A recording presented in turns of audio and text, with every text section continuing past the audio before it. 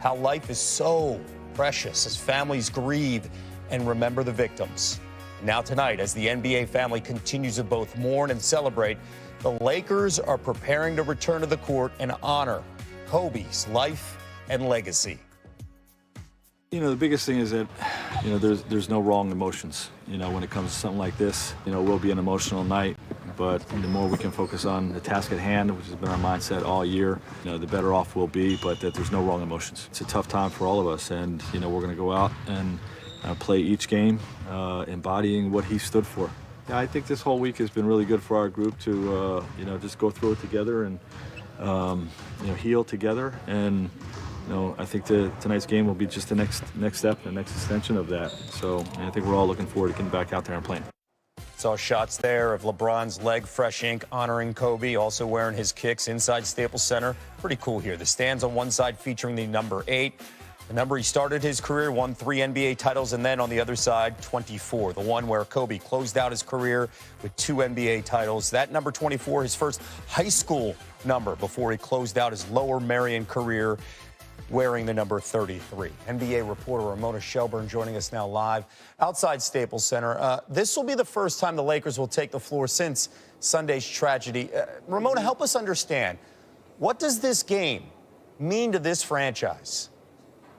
Yeah, you know, the first couple of days, everybody was in shock. I mean, they were in no condition to host a game on Tuesday. They were seeing grief counselors. These are people who worked with Kobe Bryant for 20 years, 25 years, and they knew him as a 17-year-old kid who came into the organization. And ever since they got through Tuesday, where they had an organizational lunch where everybody shared stories, and at the end of that lunch, they raised a glass and gave him a toast, I think people pivoted into, we've got to put on the event befitting of Kobe Bryant. They needed to host this game, and it's given them some purpose this week as they try to work through what they should do and how to honor him the right way, how the right balance between mournful and poignant, the right balance between celebratory and tragic, and not just for Kobe Bryant, but for his daughter Gianna and the 7 other victims in this. Ramona, thank you so much. Standing by outside Staples Center 4 hours before the game tonight on ESPN. You see that background.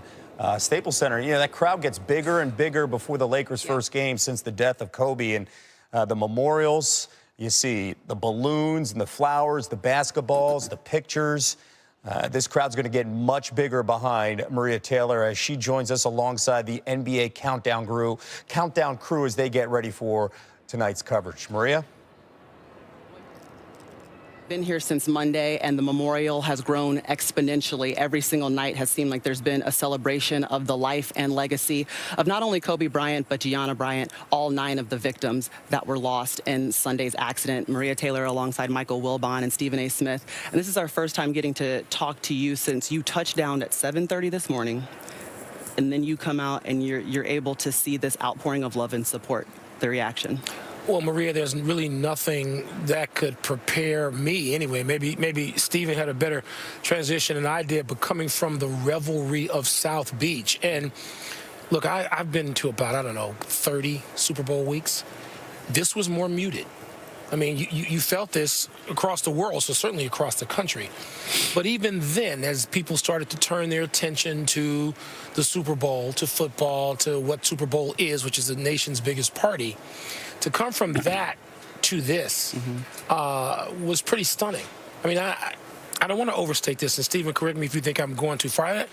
I found it depressing. I'm going to use the word depressing when I got here this morning. I purposely walked over just to see what this is about. The video does not convey the emotion from Los Angeles to Miami, where Stephen and I were earlier this week covering Super Bowl week. And the stories, everybody's got a story. Everyone. You know, there was a young man with a Celtic jersey with Kobe on it, and I just sort of stopped, and he had a momentary smile, and he said his grandfather took him to Boston Garden to see Lakers Celtics. That was his first game.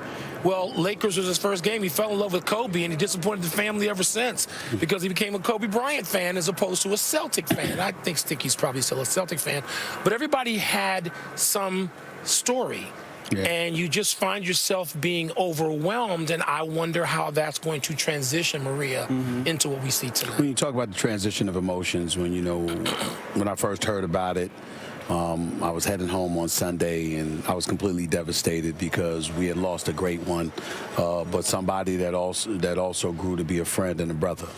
And then after that, you know, you just have to do the shows, and you're talking to so many people, and you see the sports world literally fixated and transfixed on this particular situation. And then you think about it being Super Bowl week, and it's such a festive kind of atmosphere usually, and all of a sudden that had quelled and dissipated significantly. And then you go to South Beach, and it's South Beach, and so there are a lot of people out there living in their own world, they're doing their own thing, and you know, suddenly you start inching towards Super Bowl, and even though you know that there's something missing, in the same breath, we're talking about the potential of having an electrifying Super Bowl between the San Francisco 49ers and the Kansas City Chiefs.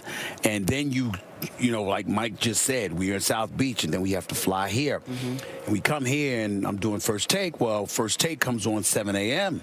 West Coast time. And I'm heading over there at 6:30. And I see people at 6:30 in the morning, right here in LA Live, on their knees, crying because they still can't believe he's gone.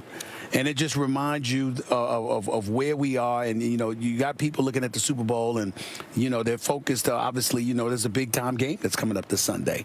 But the NFL knows it. The NFL players know it. Everybody knows it. There's something missing. There's something missing because the joy and the ecstasy that comes along with an incredible sporting event has been quelled to some degree by the passing of one of those great individuals who provided us so many great moments over the years. The kind of moments that we're looking forward to this Sunday are the kind of moments that Kobe Bryant had been synonymous with throughout his entire career, and that's what makes it so heart-wrenching. I think you guys described the contrast of what we're seeing in the sports world so eloquently, the celebration and the looking forward to competition in Miami, and honestly mourning an icon here. And we can't stress enough how the loss of Kobe Bryant and obviously Gianna Bryant means so much to this town, but really the outpouring that we've seen from the Mambas teammates that were also on that helicopter. We will continue to update you on exactly who those players are. We will give you an in-depth understanding of those young ladies who were also playing and trying to become icons of their own. As we continue to move forward, we're going to walk you through players like Alyssa Altobelli. She was a point guard. Her favorite player was Sabrina Ionescu. She dreamt of going to the University of Oregon and donning the green and yellow. Peyton Chester, she was a forward. She could shoot the jumper. Her team was down with 1 point and 1 minute left. She hit the three that got the win on Saturday. That was the Mambas' last team together.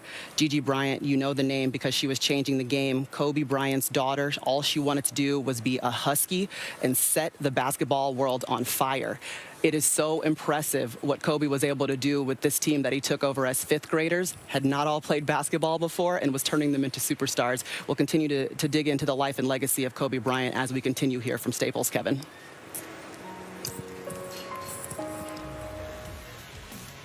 Still much more to come live from here in Miami Beach with Super Bowl 54. Just over 4